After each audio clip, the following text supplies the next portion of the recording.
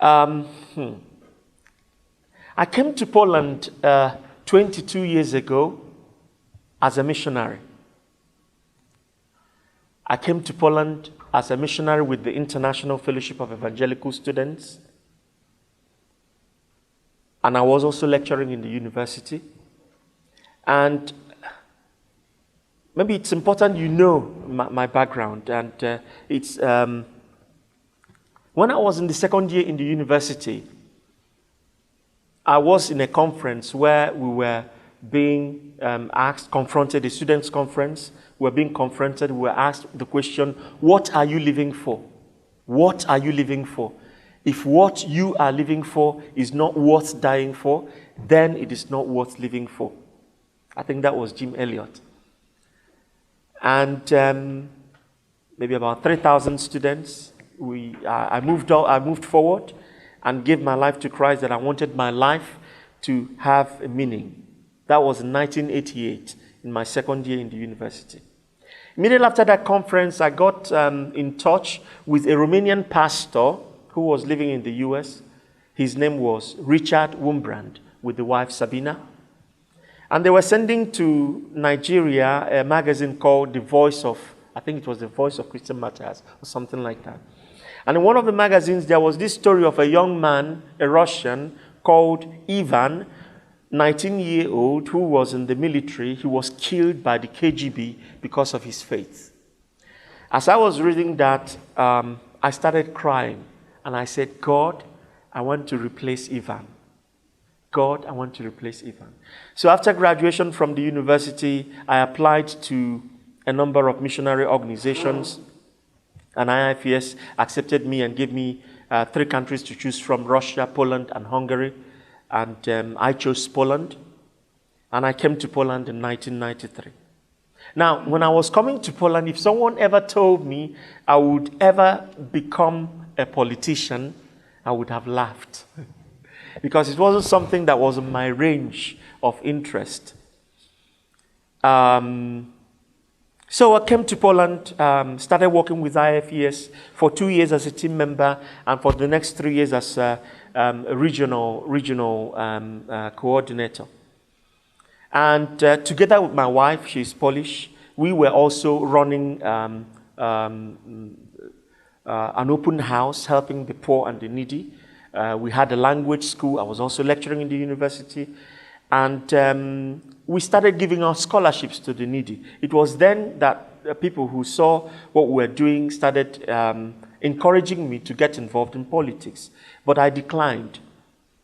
In 2003, we moved from Hoszczno to Łódź. Łódź is the 3rd largest city in Poland, in the very center of Poland. And while in Łódź, I felt that, and by the way, I was organizing a national prayer meeting to pray for Poland, to pray for politicians, to pray for those in authority, and ran a 24-hour prayer center. And it was while we were in that prayer center in 2003 that I felt God was asking me if I was willing to be an answer to our prayers. And now that was very strange. First of all, I was black. Secondly, I was not Catholic. And I didn't speak Polish very well. So you needed some, real faith to believe that, that was from God. So I shared with my team members what I felt that God was telling me. And in January 2004, I joined one of the political parties. And in 2005, I ran for the district council. And Łódź city is a city of about 700,000 people. And we have 35 district councils. And I got the highest number of votes out of 107 candidates. And for me, that was an encouragement. I became a district councillor. In 2008, I became a city councillor. And then in 2010, I became a member of the Polish parliament, the first ever black member of the Polish parliament. Now, why am I sharing this? I want you to understand that when God calls you, He makes the way. And it's not really important who you are. It's not really important what your weaknesses are. When God calls you, he makes a way. Amen? Amen. And by the way, I'm a preacher. Okay. Let's look at a short summary of Polish history.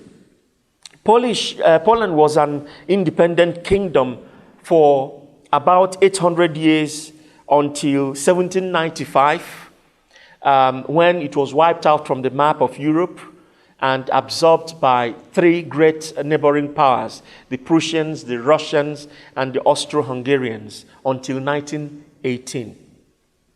And it was again reborn following the First World War, but that didn't last for so long. And it was taken over by Nazi Germany and the Soviet Union. Over the next 6 years, Poland found itself at the center of what the historian Timothy Snyder called the Bloodlands. As you know, about 5-6 million Poles died between 1939 and 1945. Half of them were Polish Jews. After that, we had the 4 decades of communist domination, and the Roman Catholic Church was the only source of help and hope for the Poles. And communism collapsed in 1989, and from that time we've seen an immense change in the fortune of Poland. When Poland came down in 1989, it was nearly bankrupt. As you see when we talk about the economics, you see what I mean. Poland joined the NATO in 1999 and the European Union in 2004. Now, since Poland joined the EU, Poland has experienced constant economic growth that has averaged 4% every year. And by the way, I hope you know that Poland is the only country in the European Union not to experience economic crisis or a recession. The GDP per person in 1989 was 33%. Now it is about 67%. The GDP per capita in 1990 was $1,698. In 2014, it is $24,400.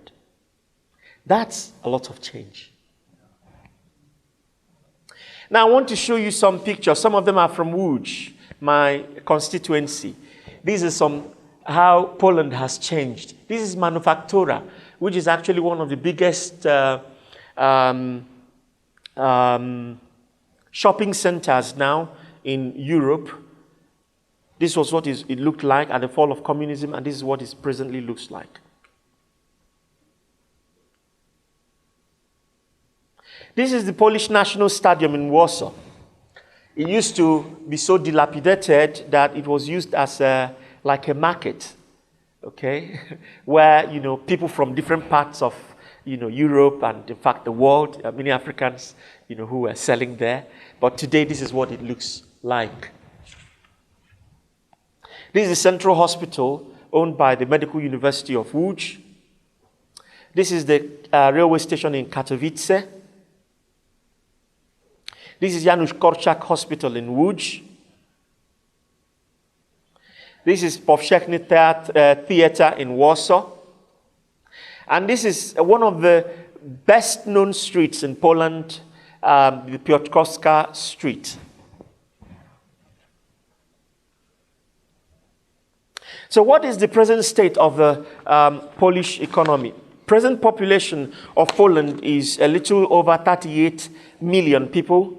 The GDP is about $552 billion, and the GDP per capita, as I said earlier on, is about $24,000. And the composition is as follows: agriculture 3.7%, industry 32%, services 64.3%. Unemployment rate actually is a little lower than that now, is about 12%. And public debt is also a little higher than that now, 45%. Inflation is 0.2%. Now, at the fall of communism, inflation was exactly 639.6% inflation.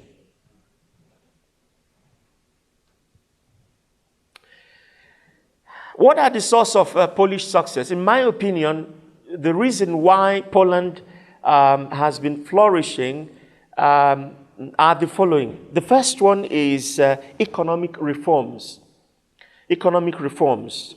In 1989, the then Minister of Finance, Leszek Balcerowicz, introduced a number of reforms that led to, they were actually shock reforms.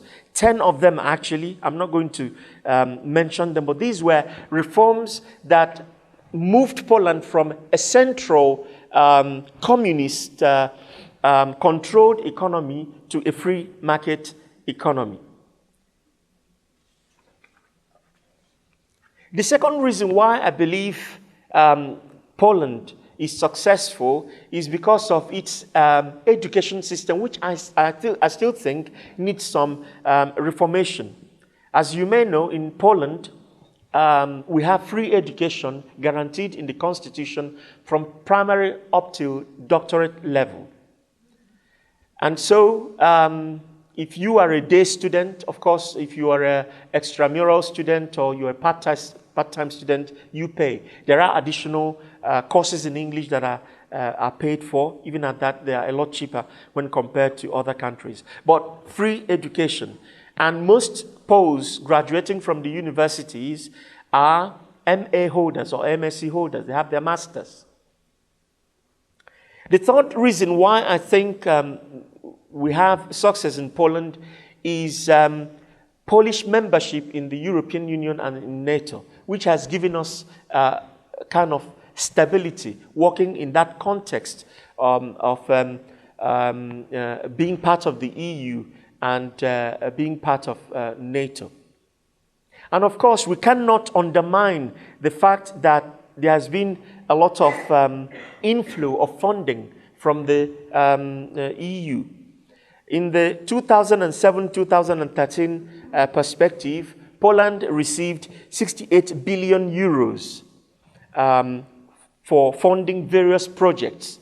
And Poland presently is one of the most active building grounds in Europe. And in the next perspective we have now, 2014-2020, Poland is receiving 82.5 billion euros. And it's not just enough receiving those amount of money. I think it's very important learning how to use them wisely. And I think the government is doing a lot in that area, even though there are projects you might question the validity or the, if at all those projects are needed. The next source of Polish success, I believe, is relations and proximity with Germany. We cannot undermine the fact that Poland being a close neighbor to Germany, and also Germany being its biggest trade partner, it has a lot of influence on Polish economy. 26% of Polish exports go to Germany. 26%. And from 1995 to date, export to Germany has increased more than 10 times. In 2014 alone, it grew more than 11%. So our economy is tied to German economy. A very important source of Polish success, and the reason why I think we avoided the economic crisis, especially when it comes to debts and lending and so on, is strict economic and banking policies. The policies we have in Poland are very strict. It's not easy to get a bank loan, and so that kind of discourages people who are not disciplined enough or people who are irresponsible from taking loans.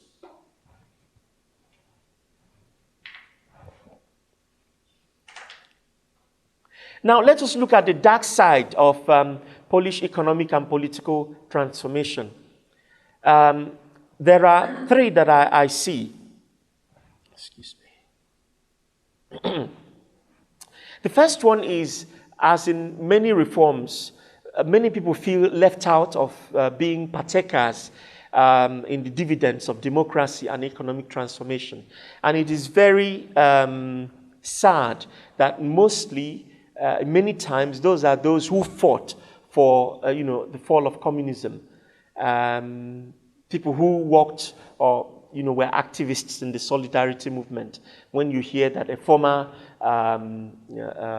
secret police pensioner is receiving, say, 5,000, 6,000 zloty of pension, and someone who worked very hard and was an activist, and he has, say, about 1,000 zloty. So that's kind of unjust. And also, there is a large disparity between the lowest earners and the highest earners.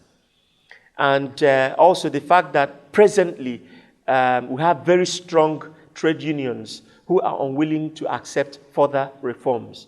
For example, we have the coal mining industry that urgently needs reforms. But that cannot happen because of the trade unions that sometimes blackmail the government. But in my opinion, I think that for Poland to continue to grow, we need to continue the reforms and also give additional social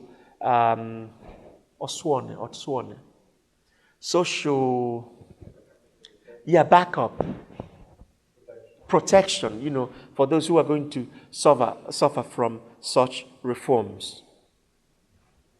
What are the challenges facing Poland as it continues to grow? I know that there may be many of them. I'm not going to mention all of them, but these are some of them that, in my opinion, are very important. I think that the most important is demography.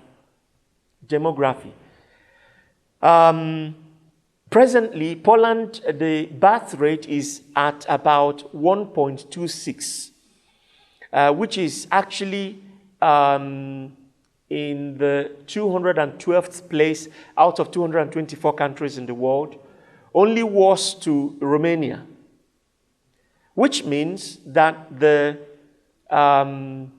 population is going to continue to age. And presently, we have 4 people working for 1 pensioner. In 2050, we're going to have almost about 1 person working for 1 pensioner. That's a problem. That's a huge problem. And I have been encouraging Poles to go back to their bedrooms and start work. But, sorry, I have 4 children, so.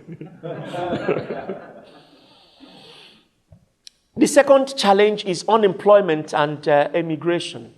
We have many Poles living outside of Poland, and actually they are the cream of society. People who have been trained by Polish taxpayers' money. They migrate to UK, to Germany, to France, and that's also a problem. The third challenge I see is making doing business easier and more attractive. Doing business in Poland, it's getting better. Well, I didn't tell you, I'm also an entrepreneur. Even though I was a missionary, I've never been paid as a missionary. I was for 10 years a pastor. And I was also doing that as a volunteer. Our source of income has always come from our business. We had a language school. Presently, I'm an MP, but I also have 3 limited liability companies. And so I can tell you what it is like to do business in Poland. It is getting better, but it is still very difficult. And when you look at the doing business ranking, you find out that Poland, presently it's in the 45th place. And when you look at some of the criteria For example, the number of days you need to register a business, or the number of days it takes to deal with administrative tax and so issues. It's still very much, but I think we are getting there. The next problem we have is immigration and integration policy. Poland doesn't actually have, it's not only Poland, I think it's an EU problem actually, that the European Union doesn't have an immigration policy. And I think that immigration is going to be one of the most important things that would determine the future of Europe. Most especially in Poland, we just worked out an immigration policy that is still very savvy. But I think that we are in a good place to really work on that, especially on integration. The fifth challenge is bloating number of civil servants. Since the end of communism, the number of civil servants has nearly tripled to at least 460,000. What happens is each government that comes in brings in his own people. Okay, and that's a huge problem. The next challenge we have is unfinished economic reforms. I've talked about that before. We need more reforms in sectors like agriculture, health, education. I've talked about the coal mining industry. But for us to do that, we need the stakeholders to take responsibility and to work together. The problem presently is that people, especially the trade union, they don't see the long-term outcome of such reforms. And that is a problem. The seventh challenge is whether and when to join the Eurozone. There is a lot of opposition to joining the Eurozone, especially after the beginning of economic crisis. And the present president-elect, Duda, is and the opposition party, Prawo i Sprawiedliwość, which might eventually win the election in October, they are opposed to joining the Eurozone. My opinion on this is that we have signed the accession conditions, and one of the conditions is that we'll be part of the Eurozone. But I also believe that this is not a good time to join it. That this is not a good time to join it, that we should prolong it, as late as possible. And I think that we would have experienced economic recession if we were part of the Eurozone, because we wouldn't have instruments to control our economy. And then the eighth challenge is the danger of getting stuck at the middle income trap. Poland presently is very attractive place for investment because of cheap labor. But the problem is that as that continues to grow, we might have the problem of getting stuck at the middle income trap. And then the ninth problem that I see, or challenge I see, is the East-West dichotomy. When I'm talking about East-West dichotomy, I'm talking about not Eastern Europe, Western Europe, but within Poland, we have a pattern, and it also correlates with voting patterns. I don't know if I have it here. Just a minute. Okay. Now, I have a map here. Okay. This is the East-West dichotomy. Usually, the West vote for the ruling party, while the East vote for the opposition party. Okay? And it's been explained that the East here was part of the Russian Imperium. Okay? And while the South East is part of the former Austrian Imperium. So you see that that mindset is still there. It's not a huge problem like in Ukraine, where you have East-West conflict. We don't have that. But I think that would influence things in future. And then finally, and I think very, very important, is relations with Russia. Relations with Russia. Russia is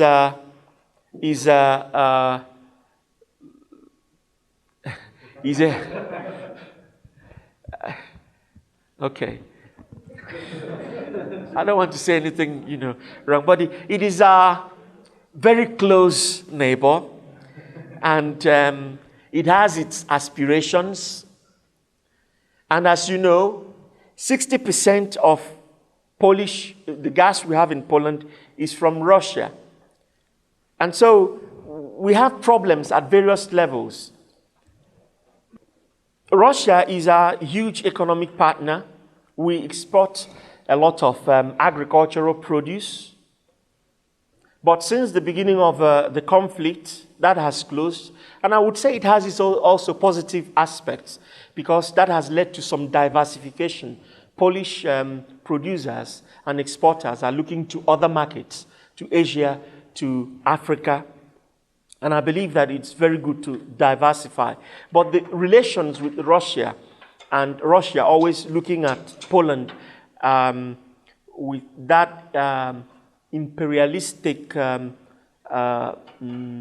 outview, would always cause problems in relations. But we want Russia that is normal. We want a Russia that is democratic. We want a Russia that respects human rights, that respects the rights of its neighbors to self-determination. And I think that's the kind of Russia that would prosper. And I don't want to go too much into politics of relations with Russia, but I think that is going to have a lot of influence on Poland, what is happening in Russia and Ukraine.